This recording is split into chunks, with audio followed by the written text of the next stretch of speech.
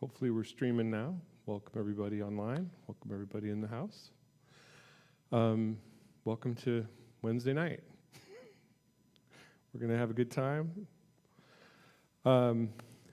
Better time than some of the folks in the reading, anyway.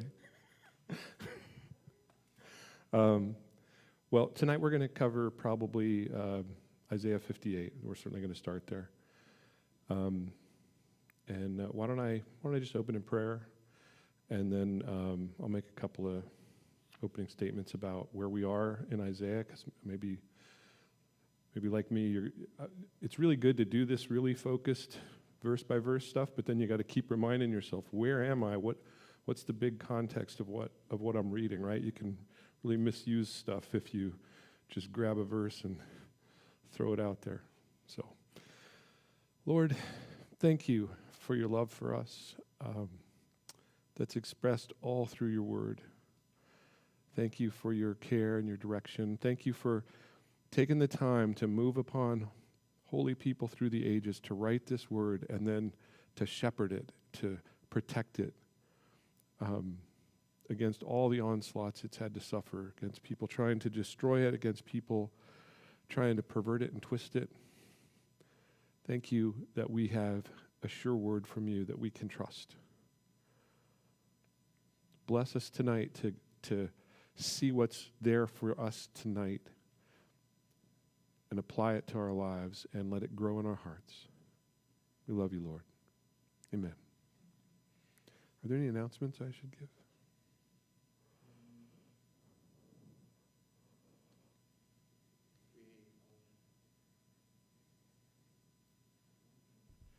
We have our Halloween hotspots we're going to begin preparing for. So the candy collection and sign up for locations will be coming for that. And then this Sunday, we have an announcement for our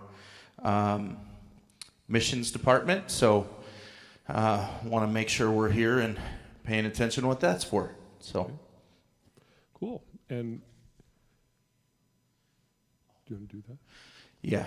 Well, you can share that. That's fine.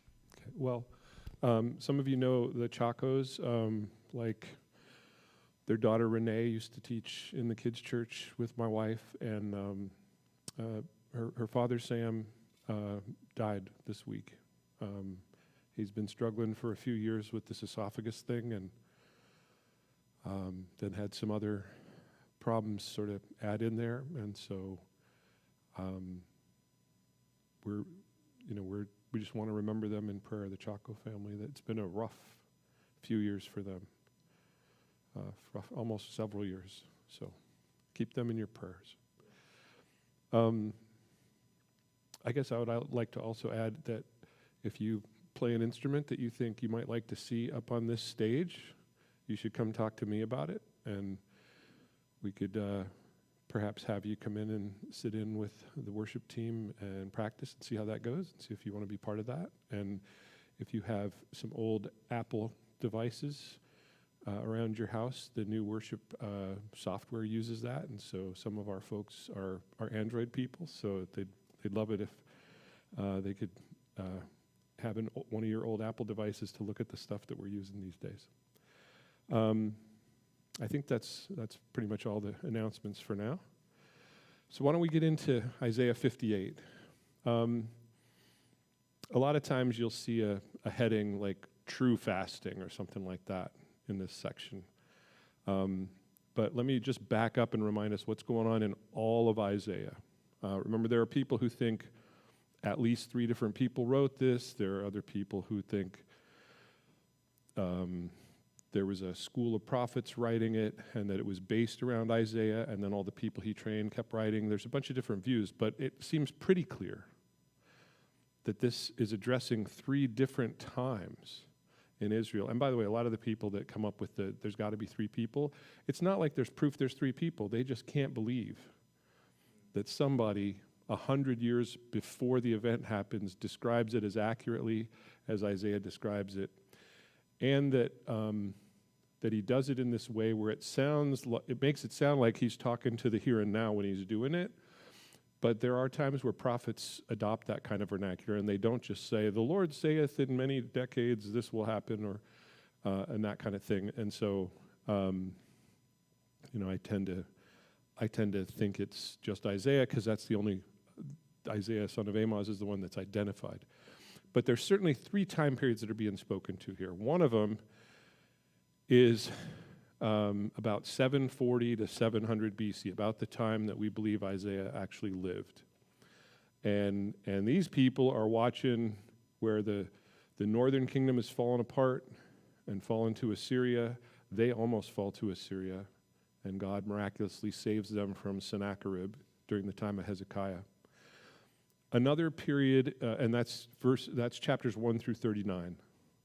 Chapters 40 through 55, which some people call Second Isaiah, seems to be addressed to the Judean exiles in Babylon between about 585 BC and 540 BC.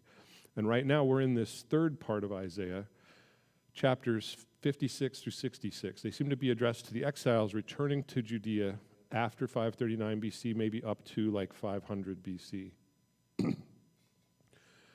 And possibly just because of the place the time that Isaiah was in and the way he was writing this, it's not so clear whether it goes up to 540 or not. It's about these things that are happening in that time period after they're coming back. And so we just did, well, let's think about this a minute.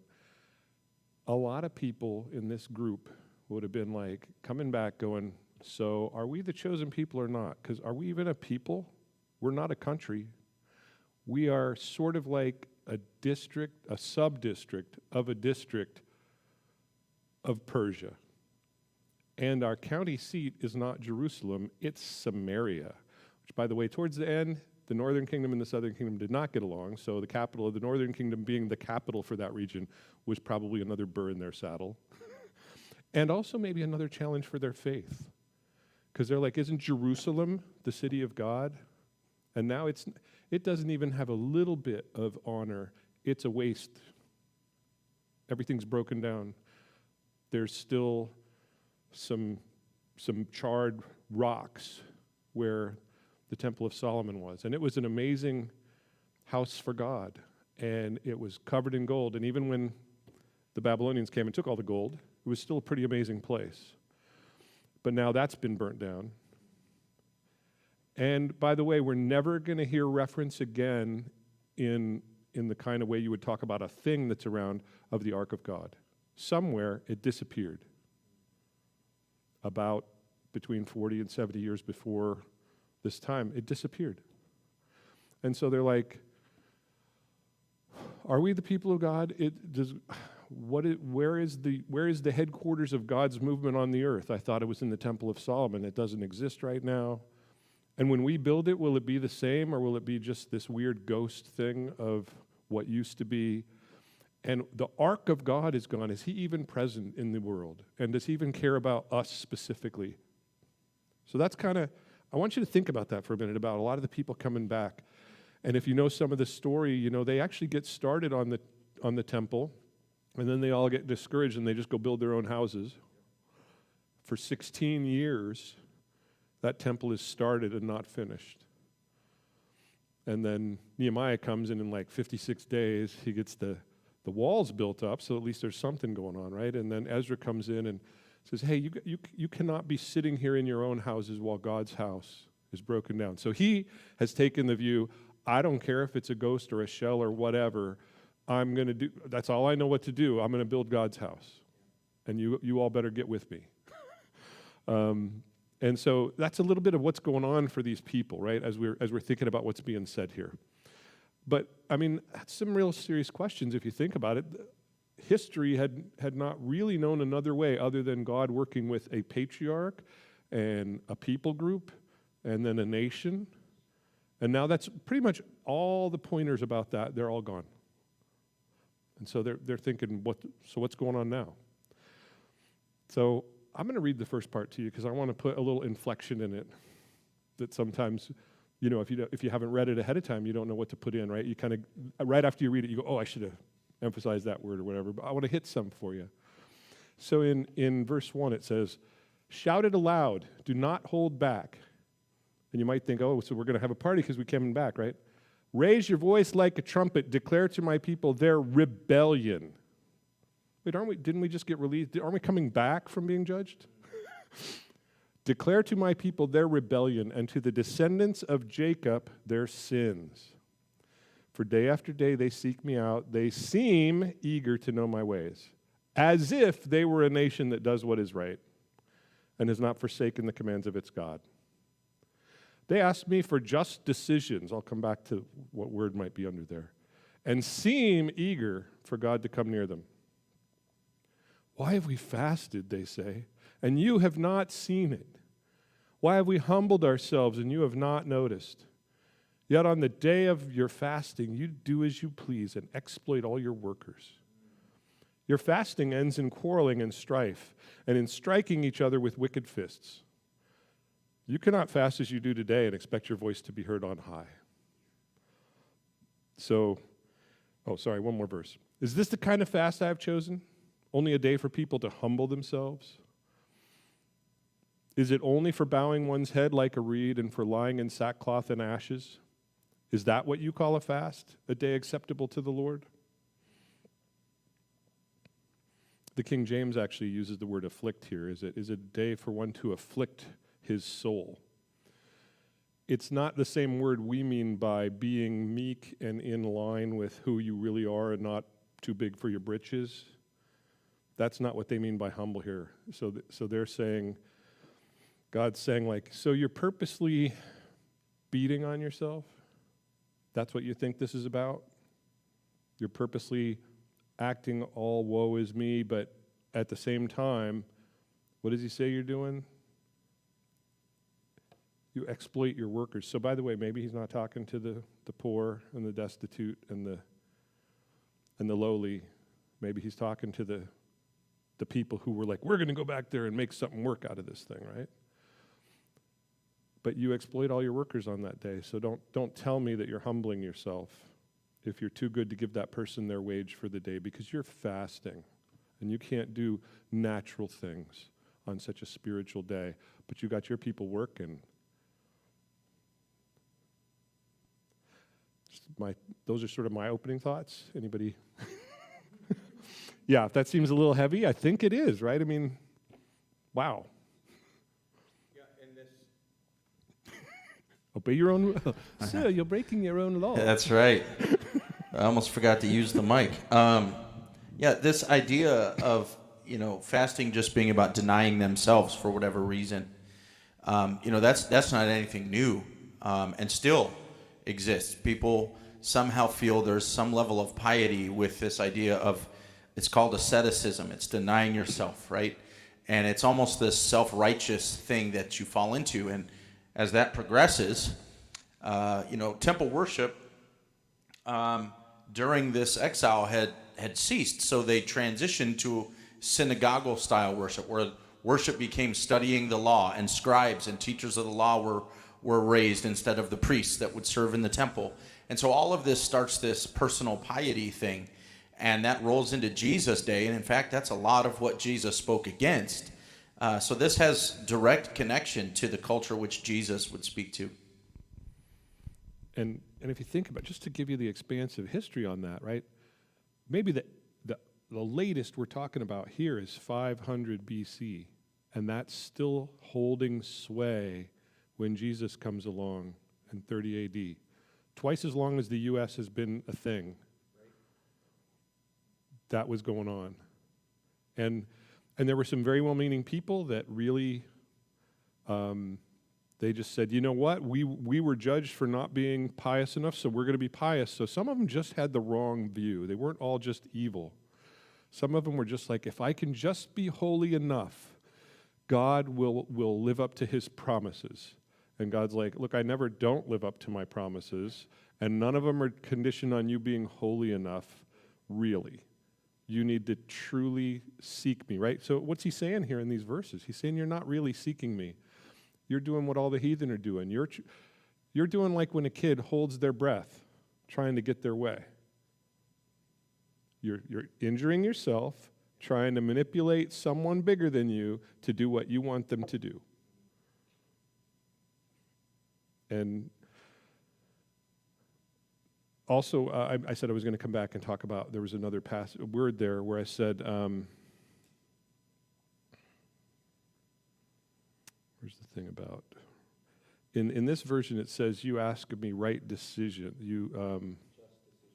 Just decisions. And a lot of interpreters disagree with that and say, you ask of me judgments, and they mean like, you're asking me to sick my judgment on somebody is how you're coming at this. You're not coming at this like, I want to get aligned with you, God. I want to be holy and right with you. You're coming at it like, get that person. They're not living right. And as long as you keep doing that, you're not dealing with your own not living right. It's that whole, the mite in your brother's eye versus the log in your own eye thing that Jesus talks about when he comes. And I wouldn't be surprised if he's talking about that sort of that nationalistic view they had, that if they would just be holy enough, then they would have their own king. They would throw off whatever empire happened to be controlling them. This led to that kind of belief system is what led to the Maccabean Revolution, where they ended up with the Herods, right? Those kings that were in charge sort of from Judea, but they were still overlorded by whoever happened to be around Greece and Rome and all those things, depending on the era. So even when it says they asked me for just decisions, you might read that and go, well, that's a good thing to do. Kind of what's meant there is like, go get them, God, kind of just decisions. And also, this word humble can have a lot of meanings. So it talks several times about, is this just a day to humble yourselves and that kind of stuff? Well, so this word, ana, it can mean looking down, browbeating, to depress, or, that's why it says, bend over like a reed, abase yourself. But it has a lot of meanings. And they can range from things like humbling a woman by living with her but not marrying her. That doesn't sound like what we're talking, being righteous. But it can also mean these other things like afflicting myself as a discipline meant before the Lord to be right. In one of those places, it's used in that way when God says to Pharaoh in Exodus 10:3, how long will you refuse to humble yourself before me? So sometimes it's used like good, right? And sometimes bad. And from this context, we kind of have to go, oh, so you're doing that weird humble, where you're being ascetic. You're beating on yourself, thinking that's somehow going to earn you something with me. And if you think about it, that's in some sense having a Christ complex, right? Like I could take enough punishment to pay for even my own sin, let alone get my country straight. Only Jesus is going to be able to do that. But there's these people going, if I can just damage myself enough, that'll make God have to pay attention and do the right thing. Yeah, I do think it's funny that here they're not living in any just way, right way before the Lord, as the Lord calls them out, but they're demanding just decisions, judgment from God upon others who are not living right. Mm-hmm. I just had this discussion with somebody the other day about the justice of God being actual grace. Because if we cried out for God to squash all of the people who do wrong, there'd be no people. There'd be nobody here. Yeah. Because it's really easy to look down our finger at somebody else and go, squash them, God. Where are you in your justice? And God goes, you don't understand. Like, I'm withholding that so that I don't crush you too. Like, it's a really unique perspective here that comes from that self-righteous standpoint here. And I think that's something we all have to fight as we listen to the words of the Lord draw us into him. And Peter tells us in one of his epistles, right, that God is not slow, as some people understand slow, but he is merciful, right? So we really ought to, when we see I know it's hard to do, and even the psalmist doesn't always do it, but when we see somebody out there doing okay and they're not living right, we should probably thank God for his mercy, not be bitter that, why does that person get to live dirty and be blessed? and I'm trying my hardest to do right, and I don't go, I'm thinking of like materialism in my life. I'll be like, Lord, I live really sparse because I'm not going to just declare bankruptcy when I've blown through 5 credit cards and this and that, and I don't get all these things these other people get, and why don't you help me win the lottery? And, I'm sure he's thinking, I probably could, but you don't buy a ticket. But honestly, whatever. We're not endorsing that. No, in fact, whatever doesn't come from faith is sin, right? If I'm double-minded, it doesn't matter what God thinks. If I'm double-minded, I'm still in sin. But no, so chapters 56 and 57 leading up to this, remember they were about sort of like the righteous in Israel and the not righteous in Israel, and it was comparing them. And now he's going, by the way, you're all in this boat, right? This one's now about you're all this way. So I feel like God's like that with us. He recognizes, look, none of you are anywhere near what's really holy, but I get that some of you are trying harder than others. Like he's seeing that, and we need to remember that and just go, the Lord is keeping track. And go, thank God he doesn't actually count accurately, but he counts with the blood of Jesus. Because I still couldn't pay for my stuff. But that he's going to notice that some of his servants are going to be blessed when they come into his kingdom. So I guess I'm trying to remind us when we're in the middle, if somebody was in the middle of this that really was pure, I don't think that there was not a single person serving God right at this time, right? There was somebody. And when they read this, they needed to be able to go to both mourn for their country and identify with it. Literally go, you're right, Lord, we, not they, we have sinned. Isaiah does that at points. But then in chapter 58 and 59, we're focusing on the obstacles that have delayed this promised salvation. So already in the introduction of chapter 56, the divine purpose had been theologically linked with the keeping of justice and the doing of righteousness, back at the beginning of that. So why is salvation still being delayed? And partly we're beginning to get the answers, like even when you're doing this thing that looks so pious to other people, you're just trying to manipulate me. So even though I'd really love to set you guys free right now, I can't do it, because if I do it, you're going to get the wrong message. You're going to hear that as long as I punish myself enough, I can force God to do the thing I want. And you're going to hear that if we get judgmental enough, God will bless us as a country. And so right here we're looking at this sort of the inability of the people to do right, as described in chapter 56 about what right would have been. And then in the intervening chapters, this wrongdoing is described as idolatrous. But notice here, God's not talking about idolatry anymore. He's talking about self-centeredness, oppressiveness.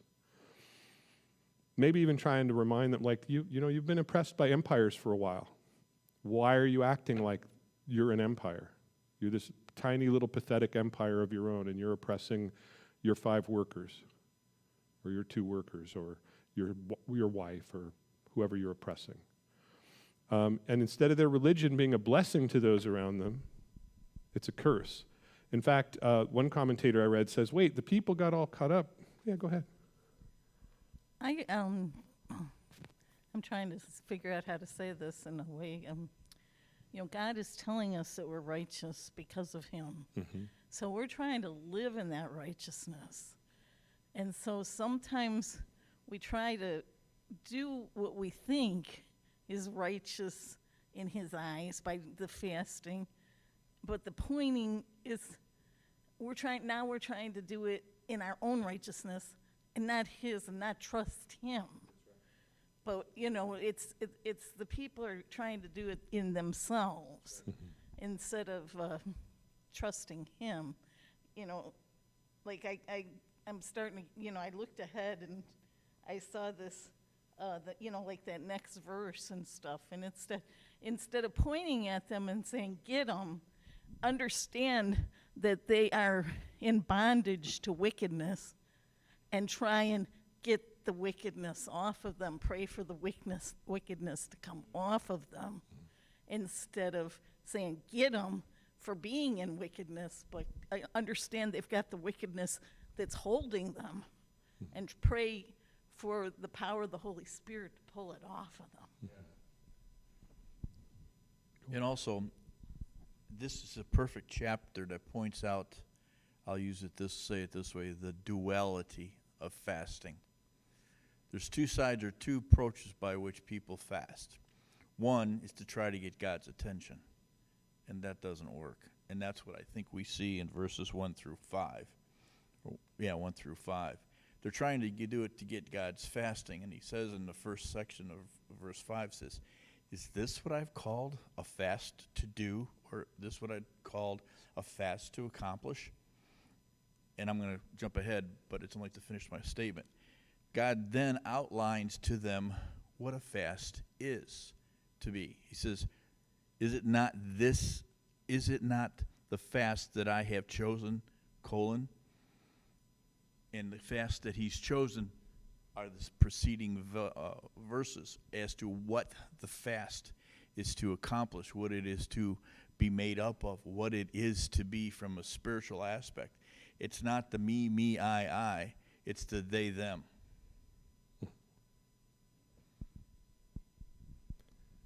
And I guess one other thing I should have mentioned earlier too is in the past, a lot of this had been my God against your God. My God's going to crush your God. The Persians came along, and then the Romans followed in this same way. They went, you know what? There are many faces to the divine.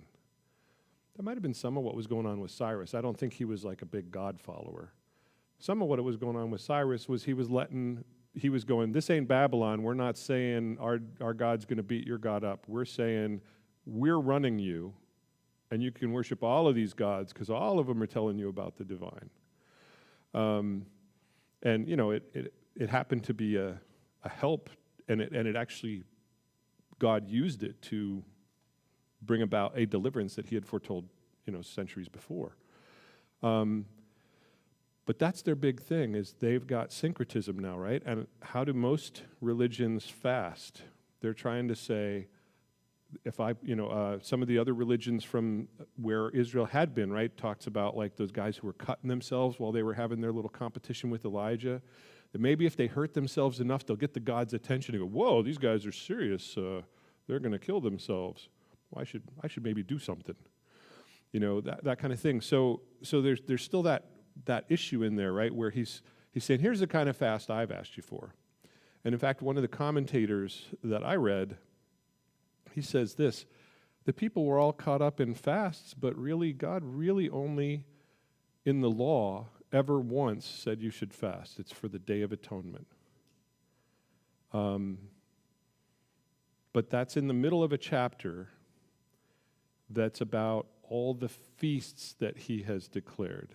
And I think it's interesting to notice in some verses, some versions, it'll say festival, but these festivals were days of feasting and celebrating and dancing and all that kind of stuff, right? And when it says, these are all the feasts I call you to, the first thing he says is every seventh day you should have a Sabbath. And if you think about how, probably most of you, if you have the view I have of what Pharisees thought of a Sabbath, it wasn't a party. But when God introduced it, it's like, this is the top party day I'm listing. Once a week, you're going to have a Sabbath. Then he starts talking about festival of, here, let me find the order he does it in. Because sometimes the order of these lists matters. So the order was Sabbaths, Passover, which again, okay, you're eating unleavened bread, but he doesn't say, like, don't eat much of it. You can eat as much unleavened bread as you want. But you do eat the bitter herbs and you remember what happened, but it's still from this attitude of celebrating what had happened, right?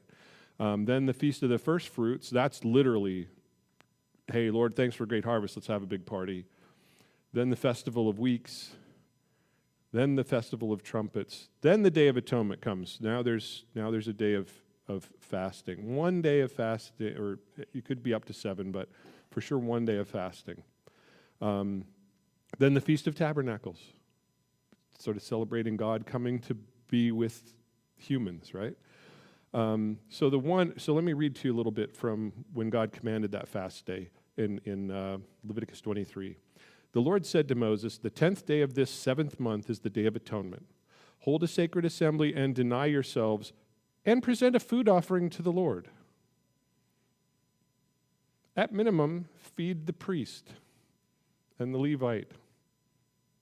It's not about how hungry are you. Do not do any work on that day. Oh, wait, we were just talking about people exploiting their workers on that day? So this day's not supposed to have any work in it, but you're going to make other people work? Because it's the Day of Atonement, when atonement is made for you before the Lord your God. Those who do not deny themselves on that day must be cut off from their people, right? So it's commanded. I will destroy from among them anyone who does any work on that day. You shall do no work at all. This will be a lasting ordinance for the generations to come wherever you live. It is a day of Sabbath rest for you, and you must deny yourselves. From the evening of the 9th day of the month until the evening of the 10th, you are to observe your Sabbath. There's one other place where it seems commanded, and that's in Joel, where the prophet says, "Put on sackcloth, you priests, and mourn. Wail, you who minister before the Lord. Come spend the night in sackcloth, you who minister before my God, for the grain offerings and drink offerings are withheld from the house of your God. Declare a holy fast." Now, by the way, it could be that it's just being declared for those who've been running the house of God wrongly, not for everybody even. Declare a holy fast, call a sacred assembly, so that's probably everybody. Summon the elders and all who live in the land to the house of the Lord your God, and cry out to the Lord. Even now, return to me with all your heart, with fasting, weeping, and mourning. So they would use this verse, right, to justify some of what they were doing in this later time. Every other reference at all that you ever see to fasting is a fast that's called by a king, some of them wrongly so, like when Saul says, nobody's going to eat before we do this battle, right? And then Jonathan didn't know and he ate. And so some bad things happen when people just rashly said, we're going to fast. And honestly, that might be a good example of a type of what's going on here. It's one of those sort of rash things where I'm going at it for the wrong reason. So why don't we head back into Isaiah 58. Would somebody like to read verses 6? Well, first off, any last things people want to say about verses 1 through 5? Yeah. I wanted to connect the syncretism here that you're talking about, that pulling from other religions in the area. Long before Isaiah writes these words, the Lord actually gives the equation to how we move Him, right? How we, and that's not being said in a deceptive way or a what's the word where you get somebody to do something for you, manipulate, right? The Lord doesn't say this to give us a way to manipulate Him. The Lord gave His people this word as a way for them to understand how He responds to His people. And it's in 2 Chronicles. It's one of my favorite verses. 2 Chronicles 16:9. He says, "For the eyes of the Lord range throughout the earth to strengthen those whose hearts are fully committed to Him." There's this devotion, this personal pursuit of the Lord and the Lord's ways that draw the attention of the eyes of the Lord. It's not how we can deny ourselves something to try to manipulate God. It's not how we can take on processes of other religions around us to try to manipulate from a national standpoint. It's simply our devotion to the Lord and the things He invites us into that draw His attention, as He says in 2 Chronicles. And we miss that when we shift our eyes. So it's interesting that all along this is what God is asking, and it's still being missed. Yeah. There. Oh, yeah. But if you don't mind, a while ago I was doing a little study on this years ago, and I've actually got to use the mic. I'll read 6, 7, and 8, but I've done a little bit of a study on this a long time ago, several years ago, and the way it came across to me was, and I've got bullet points, as far as for the then and if. The then of fasting, and if you fast, this is what occurs. Or if and then, I should say, rather. Verse 6, this is God saying, is this not the fast that I have chosen? In other words, this is what I have called a fast to be participant of or to partake of. Number 1, to loose the bonds of wickedness. 2, to undo the heavy burdens. 3, to let the oppressed go free. 4, that you may break every yoke. 5, is it not to share your bread with the hungry? 6, and to bring to your house the poor who are cast out. 7, when you see the naked, that you cover him. 8, and hide not yourself from your own flesh. Then God says, your light will break forth like the morning. B, your healing shall spring forth speedily. C, and your righteousness shall go before you. D, the glory of God shall be your rear guard. E, then you shall call, and the Lord will answer. And F, you shall cry, and he will say, I am here. If you take away the yoke from the midst, the pointing of the finger, and speaking wickedness.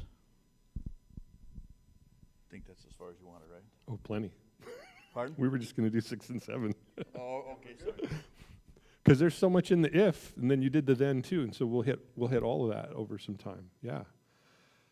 That if, some people think it echoes 2 Chronicles 28. Ahaz, this evil king of Judah, takes over, and he's so evil that the king of the Arameans, God brings against him, and then God brings against him the king of Israel. And there's battle. So it says, he was also given into the hands of the king of Israel. This is in 2 Chronicles 28, I'm in the middle of verse 5, who inflicted heavy casualties on him. In one day, Pekah, son of Remaliah, killed 120,000 soldiers in Judah. Civil war. In fact, post-Civil War, really. Now it's just war, right? It's two kingdoms. Because Judah had forsaken the Lord, the God of their ancestors. Zikri, an Ephraimite warrior, killed Messiah, the king's son. Azrikam, the officer in charge of the palace, and Elkanah, second to the king. The men of Israel took captive from their fellow Israelites who were from Judah 200,000 wives, sons, and daughters. They also took a great deal of plunder, which they carried back to Samaria. But the prophet of the Lord named Oded was there, and he went out to meet the army when it returned to Samaria. He said to them, because the Lord, the God of your ancestors, was angry with Judah, he gave them into your hand, but you have slaughtered them in a rage that reaches to heaven. And now you intend to make the men and women of Judah and Jerusalem your slaves? But aren't you also guilty of sins against the Lord your God? Now listen to me. Send back your fellow Israelites you have taken as prisoner, for the Lord's anger rests on you. Isn't it common that God's instrument of judgment will so often feel their oats when they're used as an instrument of judgment, whether we're talking about Nebuchadnezzar or the actual king of Israel?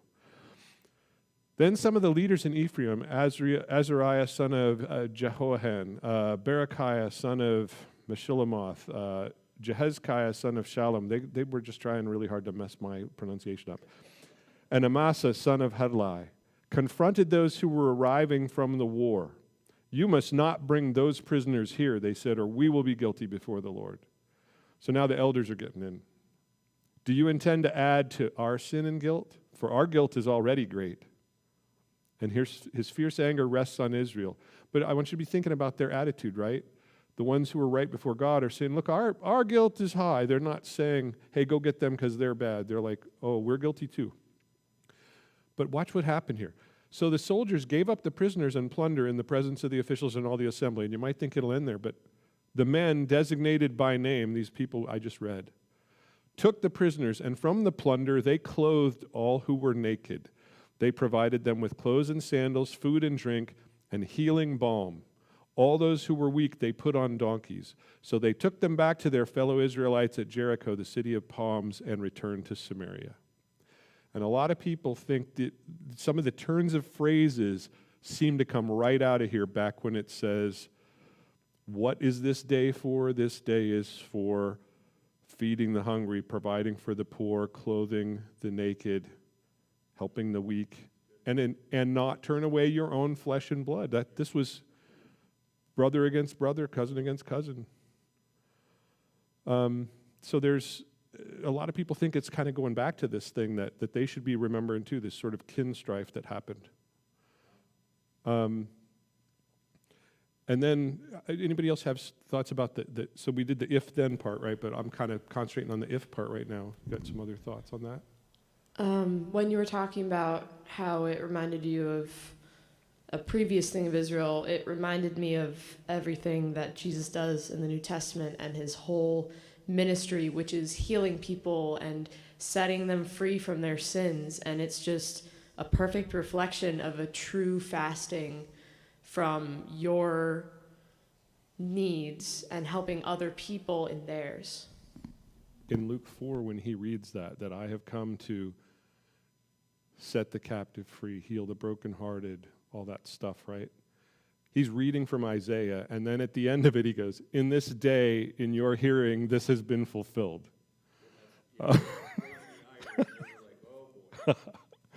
Yeah, so I'm sure some people thought, what sacrilege that you're saying this, but he's trying to, give them a hint about it's his hometown. He's trying to give them a hint about what's happening and let them in on the ground floor, and they want nothing to do with it. Anybody else have thoughts on what's fasting supposed to be like? I just think it's an interesting contrast here. There's a clear division in what following the Lord looks like as opposed to what they've been doing, right? Following their own ways, their own righteousness, their own puffed up pride, the wickedness in the world, or the things of God, which are to set our brothers and sisters free, and if we'll throw off these chains of injustice and the things that hold people, and we'll work for those spiritual freedoms that God offers and invites people into. There is a definite difference in lifestyle presented here. And it's a reminder to us all, man. For me, those are the things we should be hungering after as the people of God, not our righteousness, not our own acts, but the things he calls us into. I think it's powerful. And I need to be careful in two ways. I might mimic the behavior, but I'm not mimicking the heart of things. I might see somebody else doing a behavior, and I might attribute something to them, and I need to be a little careful. Two people could be raising their hands in worship here on a Sunday morning, and one of them's worshiping God, and one of them's literally worshiping themselves. Because one of them's like, is everybody seeing how spiritual I am? Right? Or is God he'll deliver me now, right? Because I put my hands up. And it's like, really, you're going to earn that by I would think if you're going to earn that, you'd have to do more than that. You're supposed to be giving yourself to God right now, and you're thinking about how to pull on people and God, but it could look the same. I bet a lot of their fasting looked the same, but God was just trying to say, look, I see through you. I see to the inner being, and you're doing behaviorally the same thing as I said to do, but your heart isn't in it. And that's why he says to the Samaritan woman, right? But yeah, it's not about whether you worship in Samaria or Jerusalem. God wants those who worship in spirit and in truth. And, in modern days, a lot of people have taken that and said, so not in body, and so worship is, sit quietly while you can hear the pin drop. But if you look at all the commands God has for how to worship, most of them are, you shall be happy, you shall make a great noise, you shall wave the banners, you shall play the instruments, you shall shout, you shall this and that. I'm not saying there's not things where you shall lay flat out, and but a lot of times those weren't because you decided to lay flat out. Those are because people so gave themselves up to the Lord that his presence knocked everybody down. So back to this if-then thing. So Larry had read the then, right? Then your light will break forth like the dawn. Your healing will quickly appear. Your righteousness will go before you. The glory of the Lord will be your rear guard. God will have your back. Then you will call, and the Lord will answer. You will cry for help, and he will say, here am I. If you do away with the yoke of oppression, with the pointing finger and malicious talk, if you spend yourselves in behalf of the hungry and satisfy the needs of the oppressed, then your light, so that we've had light mentioned a few times here, Your light will rise in the darkness. Your night will become like the noonday. So even another reference to light with other words. The Lord will guide you always. He will satisfy your needs in a sun-scorched land and will strengthen your frame. You will be like a well-watered garden. Actually, that second part of Isaiah was saying it's like a new Exodus coming home from Babylon or Persia. But remember, it also talked about God from the garden in that first part of Isaiah, and now we're back to this garden again. Like a spring whose waters never fail. Your people will rebuild the ancient ruins. Oh, by the way, hidden in there, that's more the if. Your people will rebuild the ancient ruins that are, possibly this is, somebody should be reading this. Now, this is said decades before this really happens, right? But somebody maybe should have seen that. Maybe Ezra saw that and said, these people built their own houses, but they didn't build the ancient ruins, Solomon's temple. Maybe he's thinking about David. Somebody might think about David's palace, but certainly Solomon's temple. And will raise up the age-old foundations, and you will be called the repairer of broken walls. I think of Nehemiah there. Restorer of streets and dwellings. Notice that's last. Restorer of streets and dwellings comes last. So light in chapter 8, it looks both forward and backwards. There's a bunch of mentions of light through Isaiah, but a few that people think are being specifically referred to here in these verses are back like in Isaiah 42. 42:6 says, I, the Lord, have called you in righteousness. I will take hold of your hand. I will keep you and will make you to be a covenant. I will make you to be a covenant. Not I will make a covenant with you. I will make you to be a covenant for the people and a light for the Gentiles. So when we go back there and we read that again and it says, sorry, my computer's freaking out here. Then your light will break forth like the dawn. Some people are thinking this is the light that shows all the nations what's going on, not this is just for you.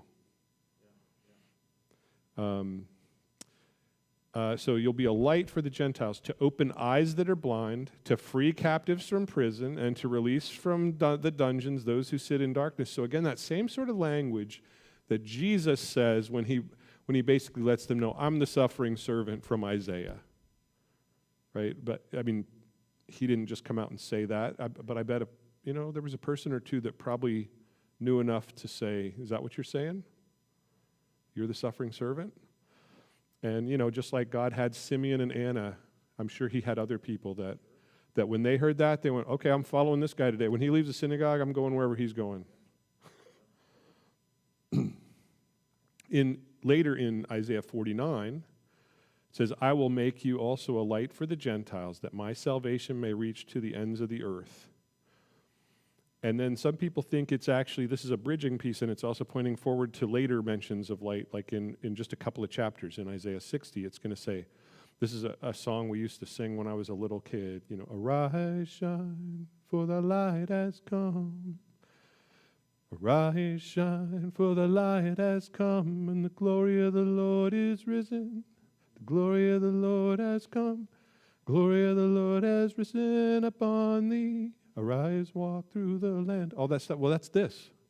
Arise, shine, for your light is come, and the glory of the Lord rises upon you. See, darkness covers the earth, and thick darkness is over the peoples, but the Lord rises upon you, and his glory appears over you. Nations will come to your light, and kings to the brightness of your dawn. So we're seeing, what's going to happen here? Again, it's not about us, right? So even when I did it all right, and you would think, now God's going to bless me because I did it right. And he's like, yeah, but I'm really it's good because I'm using you to bless other people. You're just a vessel of my blessing. I don't mean just a vessel, right? Because you do get blessed when that happens, right? Because you're now participating in bringing God's administration, the most right version of it to people. And that's literally what we're made for. And like whatever we get or don't get in the physical, we are getting blessed when we're doing the thing we were created for, to bring God's rule to the people. And like I said, it says he'll be your rear guard. So he's He's watching your back. You don't have to be all worn out, always wondering who's coming behind you. You just go this way, and God will take care of that. Anybody else see things in this sort of 8 through 12 section here of what happens when you do it right?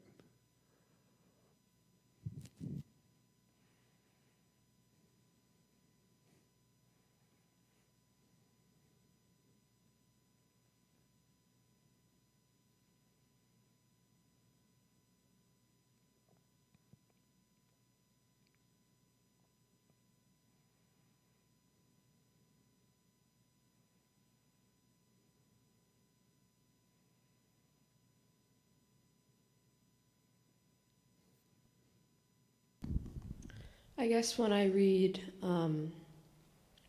then your light will rise in the darkness, and your night will become like the noonday.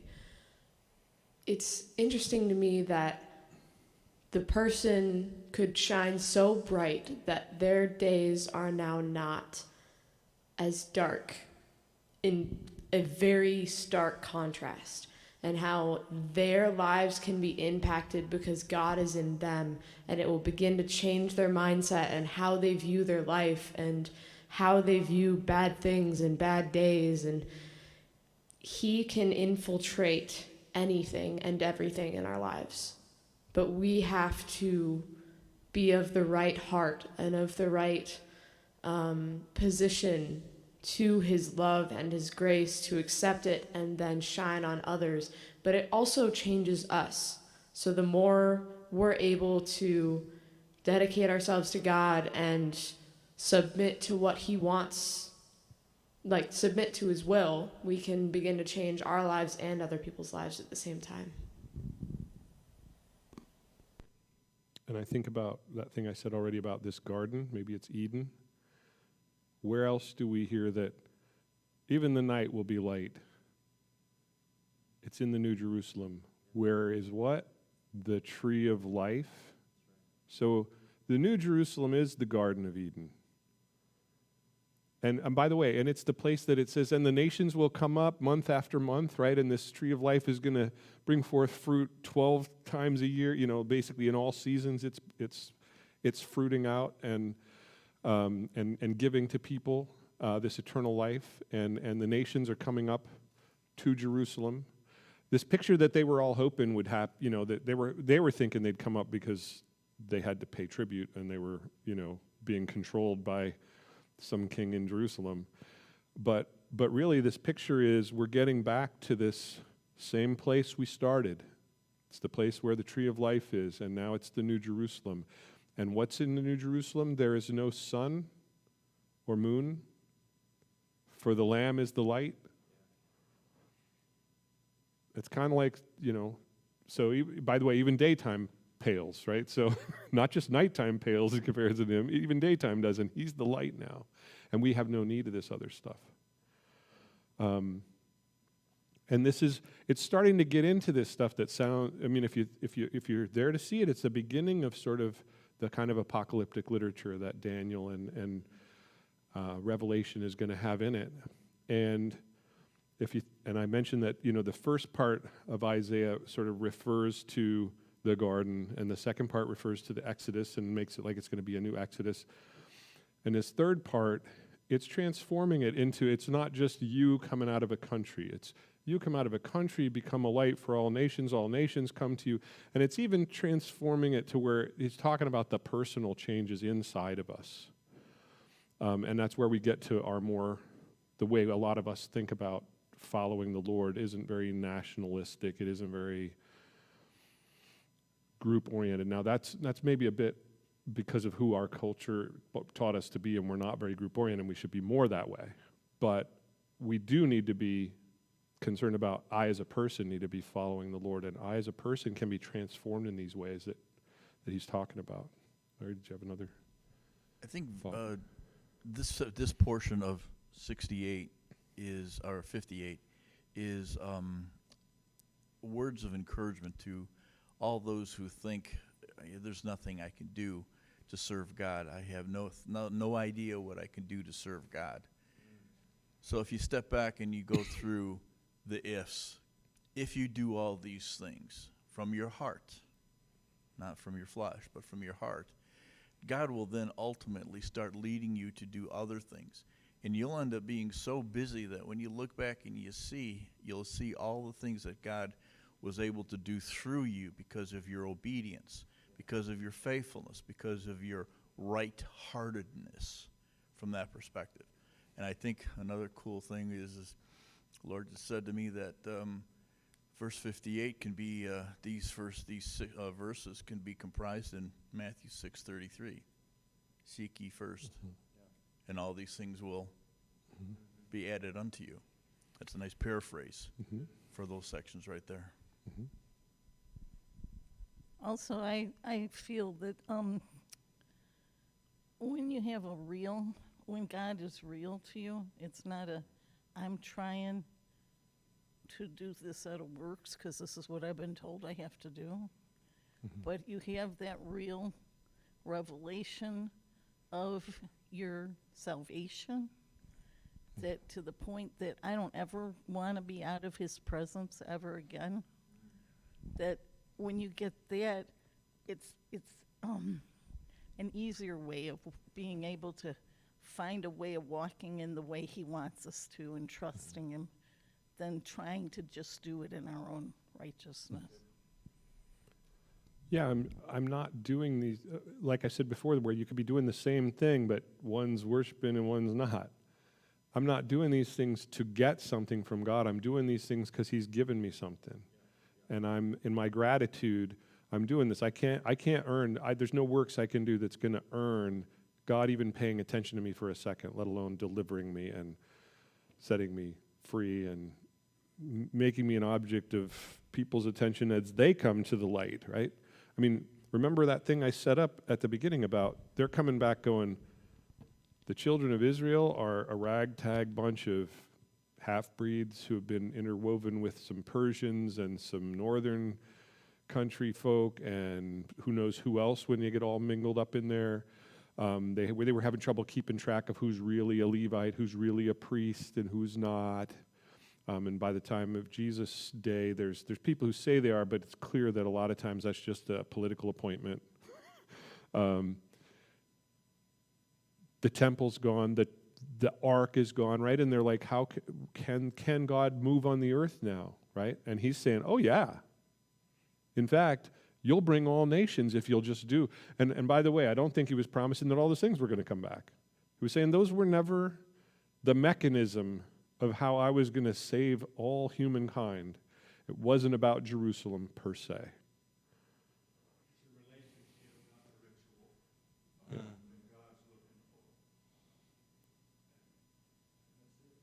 Yeah, it's the relationship, not the ritual. Yeah. And I think, him saying your light will break forth, I think he's reinforcing that those things, those physical structures were never meant to be the ultimate revelation of God to the earth. It was meant to come through his people as they live that way, right? That's why the New Testament tells us that God gives us life and life more abundant. When we walk in the ways of God, his peace accompanies us. The abundance of living in the right ways accompany our life, and that becomes a testimony to the goodness of God. And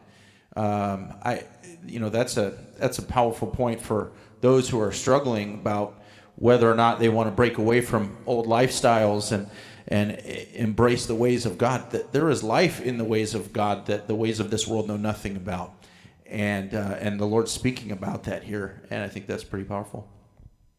Anybody want to read 13 and 14 as we close out?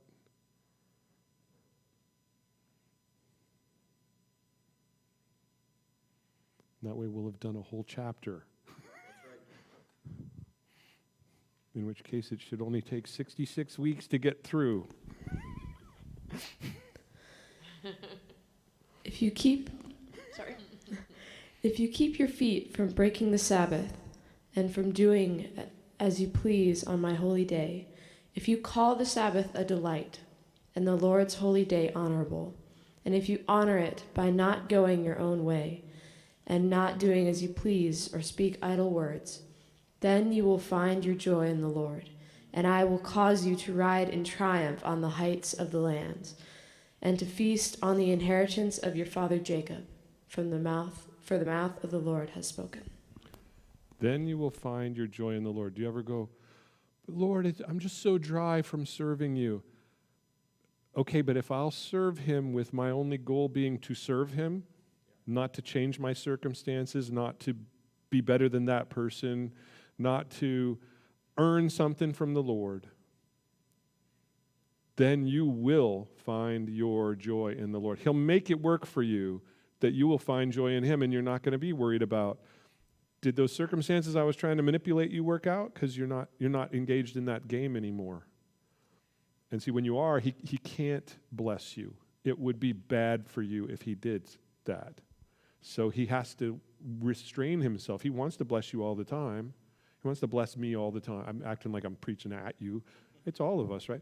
He wants to bless us all the time, but when we act like we're earning it, it's almost like we have to be blessed less than the heathen when we do that, because he has to go, look, I can't help validate this in your life. That would be so bad for you. I can't hurt you like that. So I'm going to withhold my blessing so I don't teach you wrong. So just like the verse that says, delight yourself in the Lord your God, and he will give you the desires of your heart, right? And some people think he will give you the objects that you desire, but I think it means he will give you the very desires. You'll desire right things. You'll desire things that are good for you. You'll desire things that make you better. You'll desire things that heal your soul.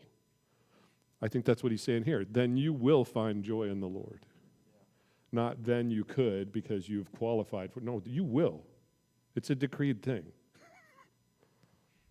Yeah, I think this goes back to what Travis was saying. This is about the relationship, right? That kind of, that heart towards the Lord, that, because we can get caught up in just doing things for God and not be with God.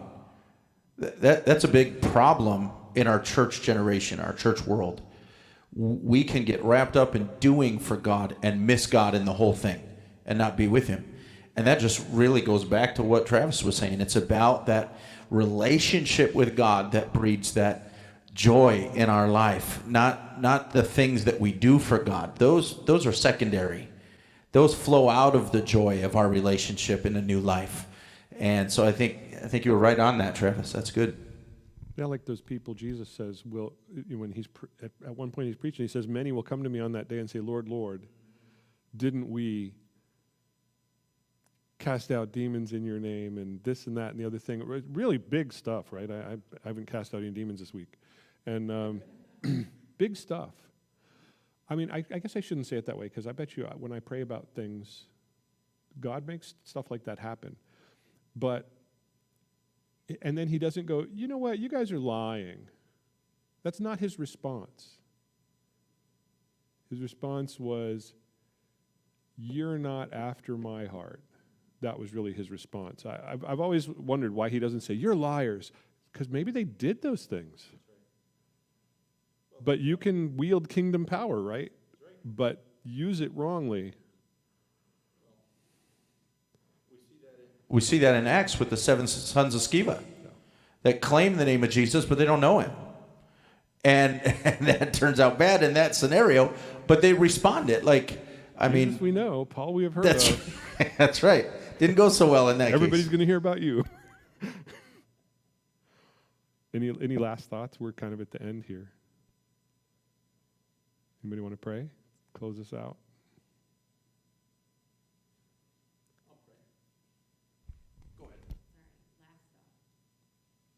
Sorry. My last and only thought, thanks. God just wants us to seek him and only him, and not any of the things that he could do for us, not any of the things we think he should do for us. And my heart's just heavy. This was heavy. I just so desperately just want God and to be in his presence. And nothing else matters. And I think when we come to that position, everything else lines up. And maybe when I find myself saying, Lord, why don't you do this for me, do that for me, do the other thing for me, I need to kind of maybe notice that I've bought into the shallowness of my world And what I really do want Right. is, Jesus, I want to be with you. How can it go bad if I'm with you? But I'll take all the other conditions off. It doesn't have to be this way, that way, the other way. I need to be so tight with you that whatever happens to me is what's happening to you, Lord. I'm whatever those circumstances are, if that's being crucified, okay. If that's being exalted, okay. Maybe that's a way for us to kind of say, how do I deal with that when I get there, is to realize, oh, I'm just looking too shallow. I got to go deeper and say, I'm lying to myself sometimes when I say, Lord, if you'll just give me some more money, I'll be happy. I'm seeing how people around me do it, but I know sooner or later, I've had some money before, and sooner or later the joy goes. Sometimes before the money goes. Jesus is always good. Jesus is always amazing. Lord, we just thank you for tonight, and we thank you, God, that we get to come into your presence. God, that we get to read your word that's living and active. God, this was written not to us, but it was written for us, God, and I just pray that you will just help us read your word and be closer to you, God, to hear your heart. And Lord, part of that is just you want to be with us. You made a way to be with us, even when we were not worth being with. But God, you love us. So Lord, I pray that each one of us, God, would just find ourselves seeking you, really just seeking you. Not anything you can do for us, God, and not anything that we think is best for us, God, but just to be with you in your presence. We thank you, Lord. You are so good. Pray that you will just be with each one of us as we leave tonight. Keep us safe going home. And Lord, let us all come together and rejoice in who you are on Sunday. In Jesus' precious holy name, amen. God bless you. Have a good night.